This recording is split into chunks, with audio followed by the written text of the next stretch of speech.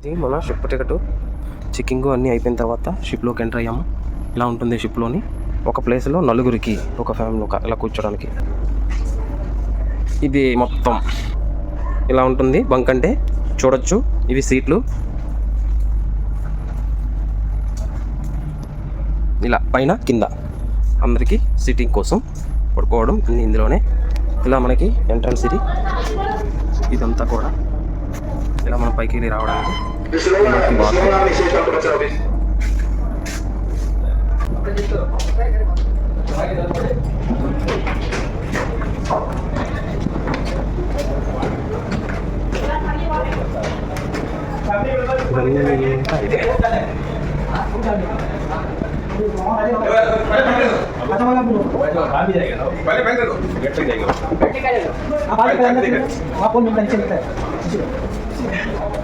Visitors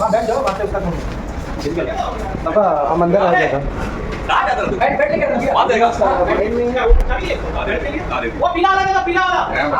जहाज के अंदर आ गया.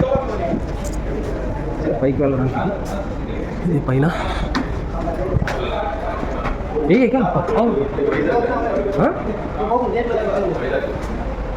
గేట్ ఓపెన్ చేస్తారా?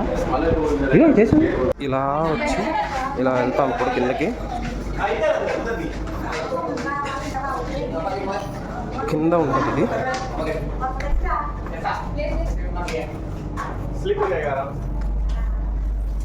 ఇక్కడ మన వాళ్ళు కూర్చున్నారు. ఇదంతా బంక్.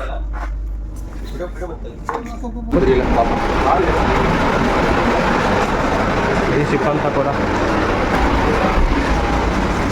ఇదంతా మనకి షిప్పేను, పెద్ద షిప్. వెళ్దాం పైకి ఏమన్నా.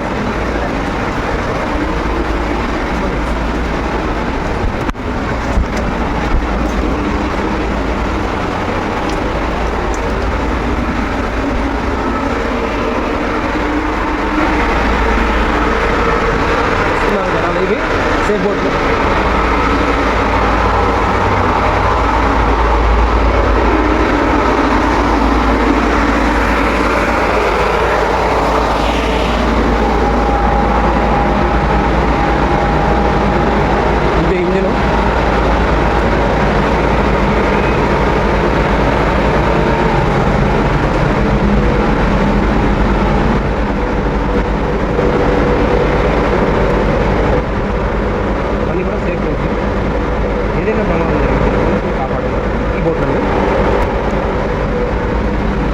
Swimming pool plus canteen.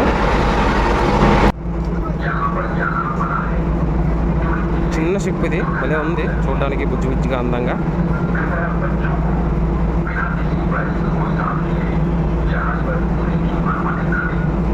వెనక నుంచి ఇది షిప్ అయితే చాలా స్పీడ్గా వచ్చేస్తుంది.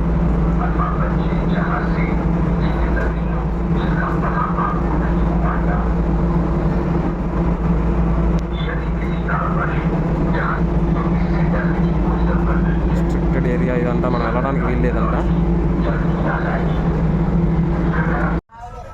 షిప్ అయితే ఇప్పుడు స్టార్ట్ అయింది మనది. మన ప్రయాణం నెమ్మదిగా సాగుతుంది.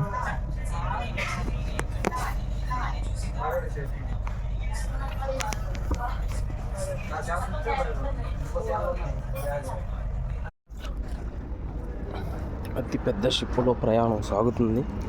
ఈ షిప్ అయితే ఒకవైపు వంగి ఒరిగి వెళ్తుంది.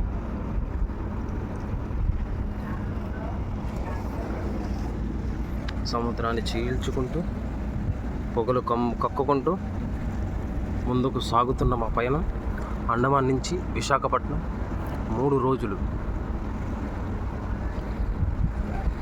72 గంటల ప్రయాణంలో సముద్రంలో మనం ప్రయాణం సాగిస్తాం.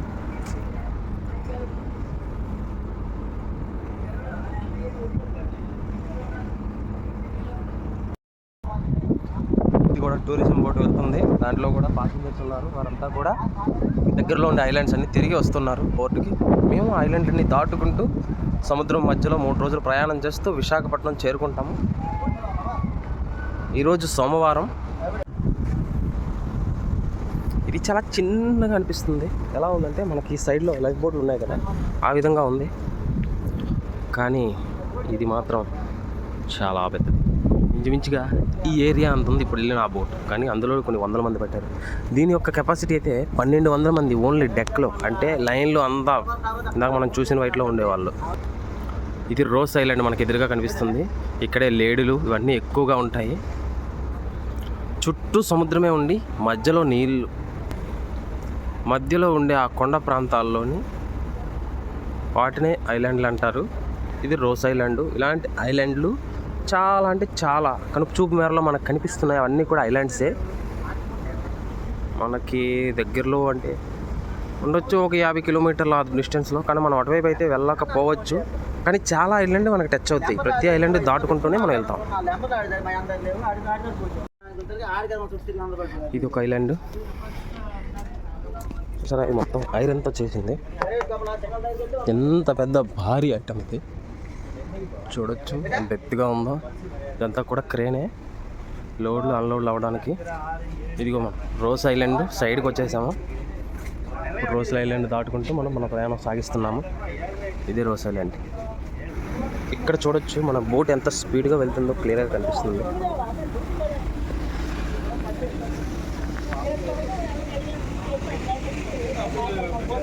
చాలా లాంగ్ ఉంది.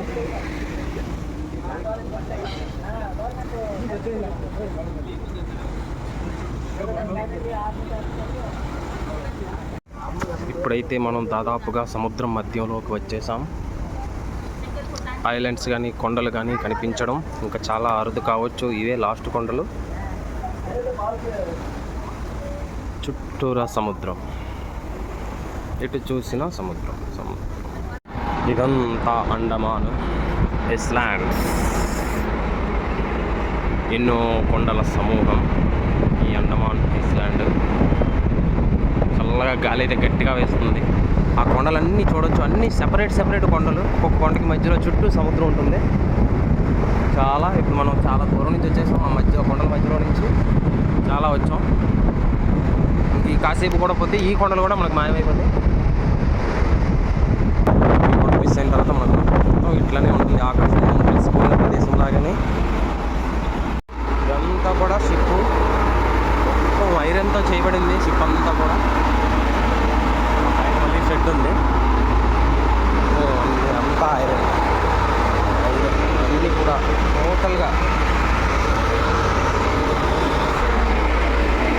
ఐరన్తోనే చేయబడ్డాయి ఇవన్నీ.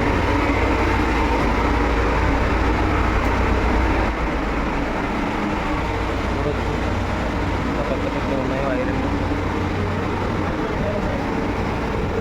ఇదంతా కూడా ఐరన్ ఎక్కువగా ఉంది.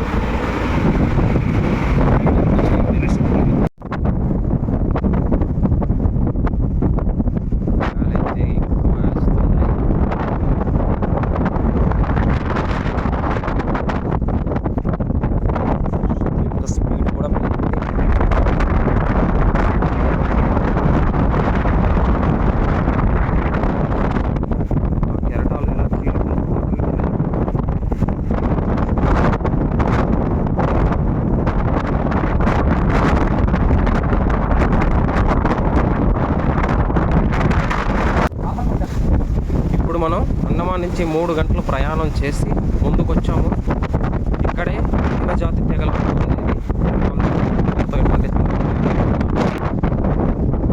ఫెసిలిటీస్ లేవు. వాళ్ళు ఏ మనుషుల్ని దగ్గరికి రాని, వాళ్ళు ఎప్పుడు కూడా కావాలి. ఆ జనాలు ఆ తెగ వరకు ఇక్కడ ఉంటున్నారు.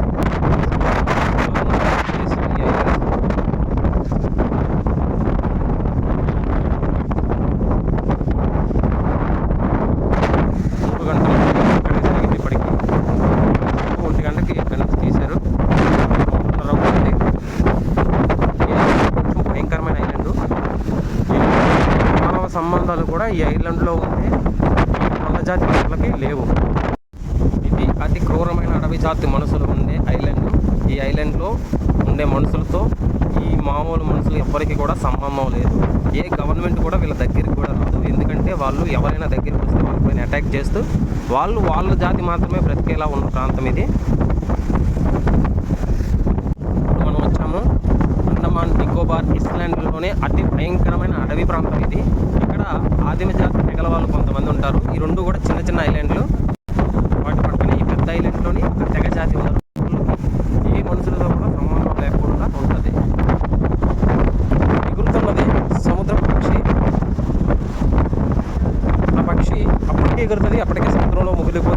చేపలు తింటూ ఎంజాయ్ చేస్తుంటుంది. మొత్తం సముద్రం మధ్యలోకి వచ్చేసాం. చూడండి, మధ్యలో మళ్ళీ ఒక కొండ కనిపిస్తుంది. ఇది ఒక ఐలాండ్.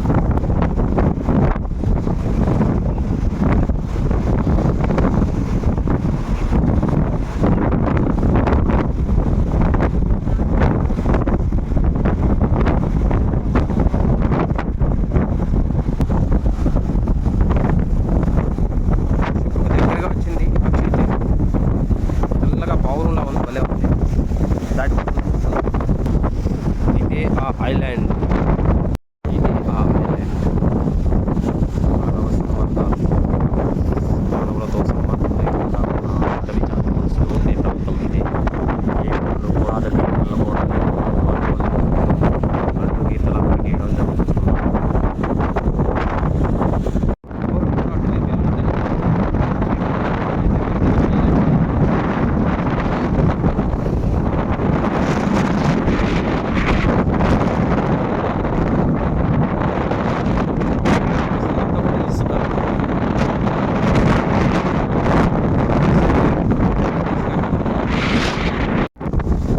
అండమాన్లో ఉండే స్పెషల్ కొండ. ఇసుక మొత్తం కొండలు కూడా తెల్లంగా ఇసుక ఉంది. చూడొచ్చు, మనం గమనించవచ్చు ఎంత తెల్లగా ఉన్నాయో. తెల్లని కొండలు, ఇసుక, మొత్తం ఇసుక. ఇదే చివరి కొండ కావచ్చు. ఇవే లాస్ట్ ఐలాండ్స్ మన మెస్ ఫోన్ చేయడానికి. ఇక్కడ ఆయన సాంబార్ అది వడ్డిస్తుంటాడు. అక్కడ మనకి మెస్లో ఇస్తుంది. రుచిగా అయితే మనకి ఫుల్గా బాగానే ఇచ్చాడు. చివరి వరకు వెళ్తే మనకి మెస్ వస్తుంది. ఇప్పుడు మనం మెస్కి వస్తాం. మెస్కి చేరుకున్నాం. ఇక్కడ మనం ఈ టోకెన్లు ఇస్తే వాళ్ళు మనకి భోజనం ఇస్తారు.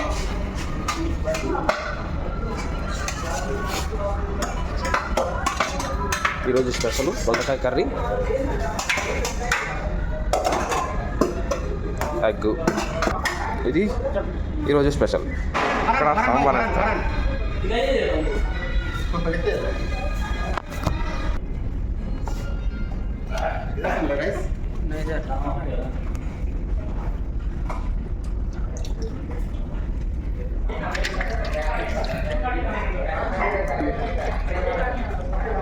थोड़ा डाल दीजिए, एक मिर्ची मिर्ची डाल देना भाई. हाँ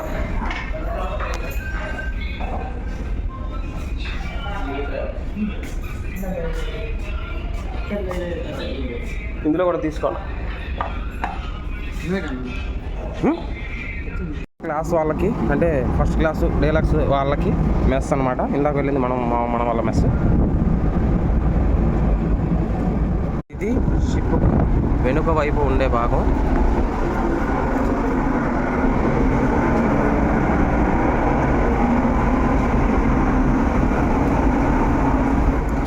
అన్నా ఇటు సైడ్ రావడానికి లేదా, డోర్ తీసిందో మనం వచ్చేసాం. కానీ షిప్ వెనక వైపు ఇదంతా కూడా ఇవన్నీ కూడా కంప్రెషన్లు.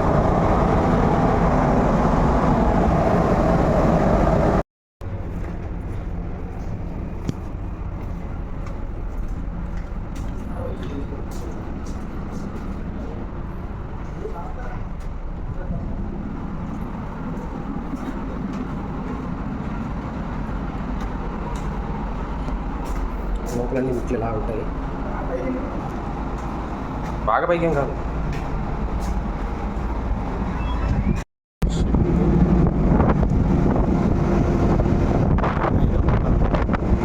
మెయిన్ ఇంజిన్ ఉండేది ఇది భారతదేశం చూపిస్తుంది.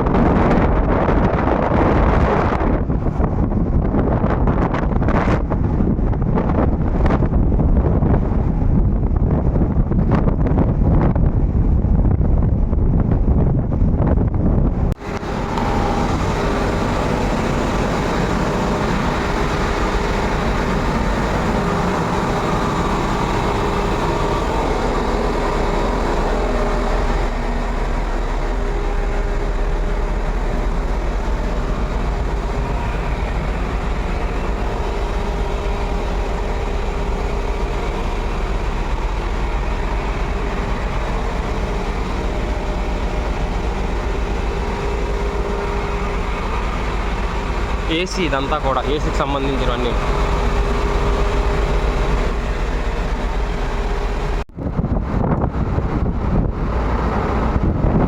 మొత్తాన్ని వచ్చేసింది కదా, సగం సముద్రం కట్టించారు.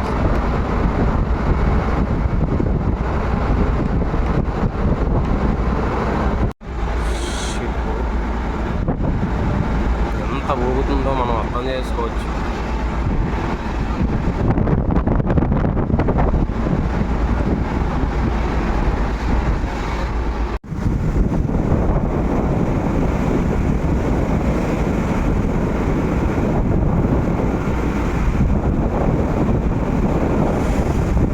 భలే తుల్లింది కదా వాటరు.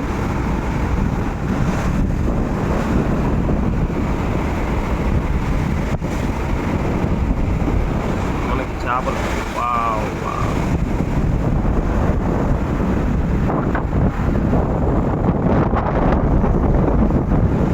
ఇక్కడ పైకి ఎగిరింది ఇందాక వాటర్ అయితే, చాలా హైట్.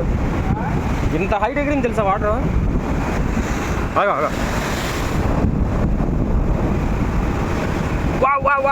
వా సూపర్.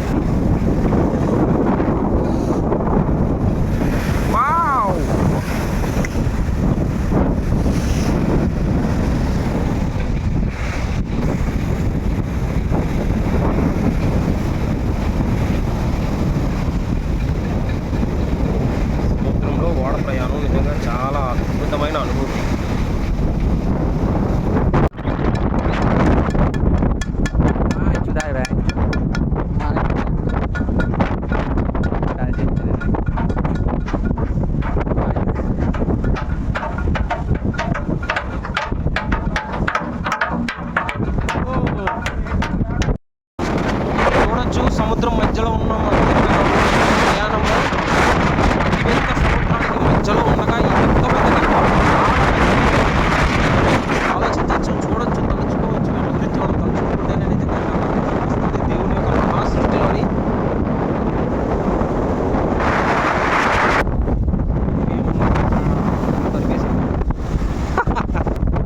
మనమైతే తిరగడానికి సహా చూడొచ్చు. ఫ్రంట్ సైడ్ ఇది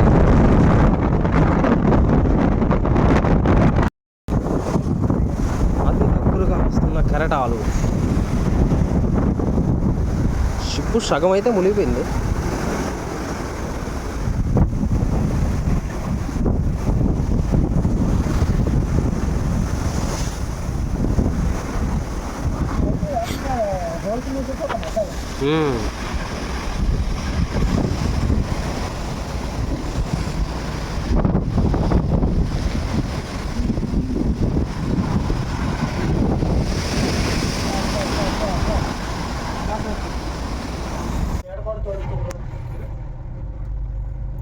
మన మిర్రర్కి టచ్ అవుతూ వెళ్తుంది వాటరు.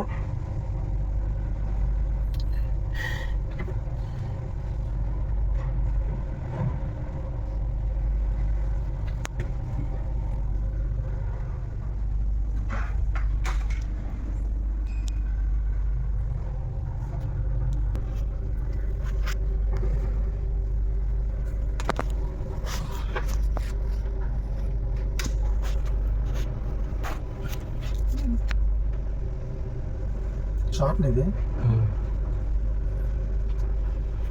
సినిమాకి వెళ్ళిపోయి ఉంటాడు.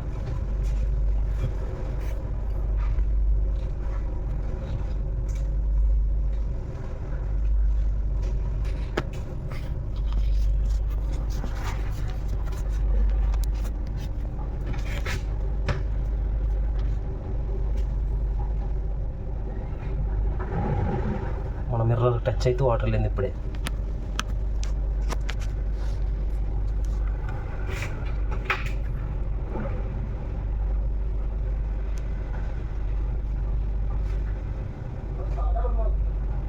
వెళ్ళిపోదా వెళ్ళిపోదా.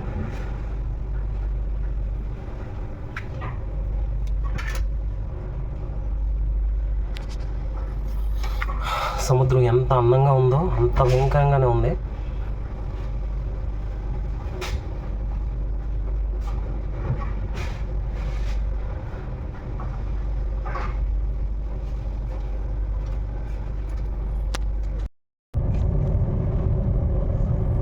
వాటర్, సముద్రపు నీరు మనం ఉన్న ఈ గ్లాసును తాక్కుంటూ వెళ్తుంది.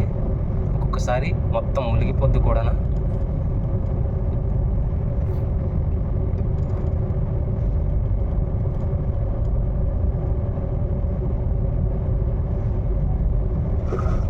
చూసారా మన గ్లాస్ మొత్తం తడిచిపోయేలా వాటర్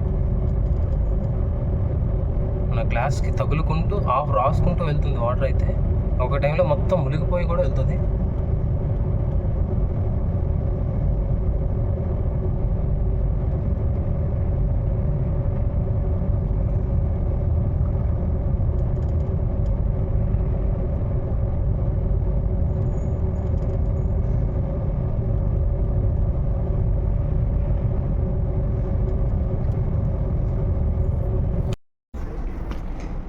ఇదంతా కూడా డీలక్స్ వాళ్ళ కోసం ఏర్పాటు చేసిన మెస్ తగిన.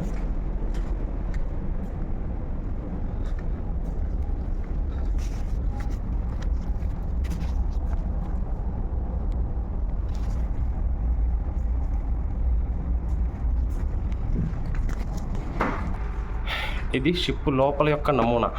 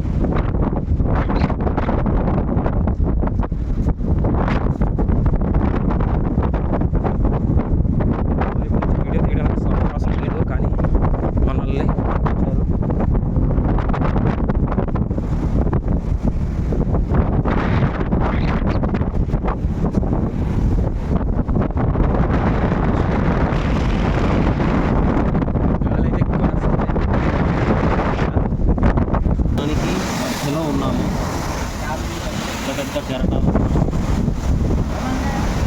చాలా పెద్ద కెరటాలు వస్తున్నాయి.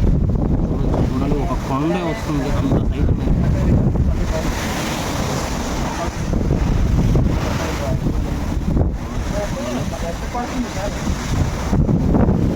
ఇంకా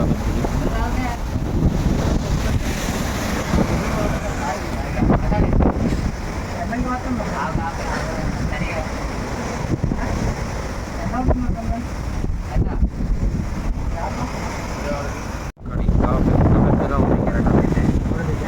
చూడొచ్చు, నిజంగా ఇంత పెద్ద కెరటాలు మనం ఎక్కడ చూడలేము సముద్రం ఒడ్డులోన. కేవలం చిన్న మాత్రం వస్తాయి.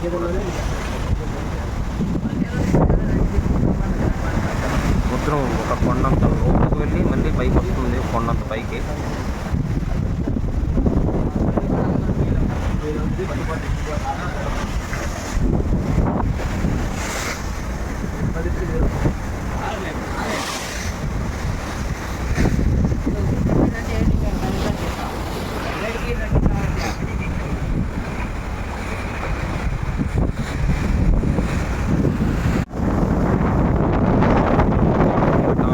ప్రయాణం సాగుతుంది.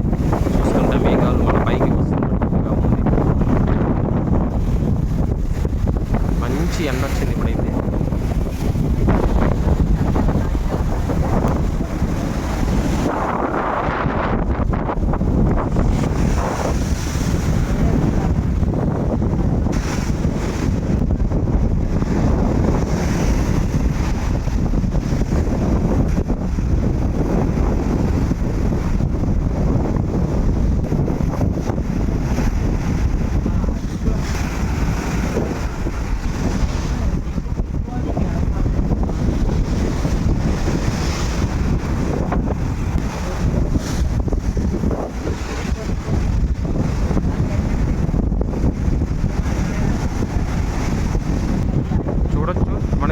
మేఘాలు ఏ విధంగా ఉన్నాయో, మేఘాలు ఉండే ప్లేస్లో నల్లగా మిగతా ప్లేస్ అంతా వెండి మొక్కలా ప్లేస్ అనిపిస్తుంది కదా.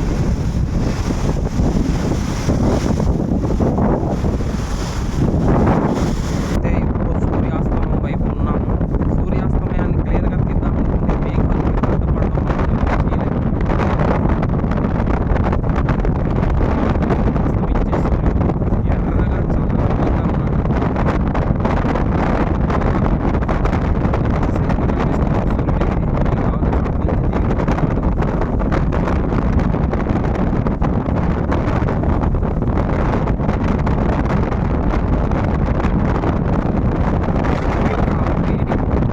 సూర్యాస్తమయాన్ని క్లియర్గా తీద్దామనుకుంటే మేఘాలు అడ్డుపడడం వల్ల తీయలేము.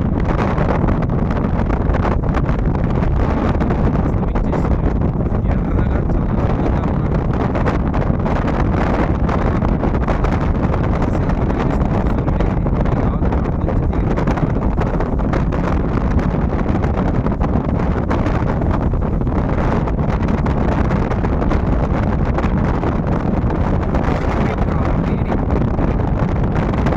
ఇది సినిమా పెడతారు ఇక్కడ. ఇక్కడ ఒకటి ఉంటుంది, 2 టీవీలు పెడతారు ఒక క్యాబిన్లో. సముద్రం ఎంత అల్లకల్లోలంగా ఉందంటే మీరు చూడొచ్చు. షిప్ ఎంత కిందకి పైకి లేస్తుందో. ఇది చాలా అరుదుగా జరిగే సంఘటన. ఎందుకంటే సముద్రంలో ప్రజెంట్ తుఫాన్ ఉంది. అల్ఫా సముద్ర కెరటాల వల్ల ఈ చాలా బీభత్సమైనవి వస్తున్నాయి. సముద్రం అయితే చాలా గందరగోళంగా ఉంది. గందరగోళంగా చాలా చాలా పెద్ద పెద్ద కెరటాలతో సముద్రం పొంగుతున్నట్టుగా అనిపిస్తుంది.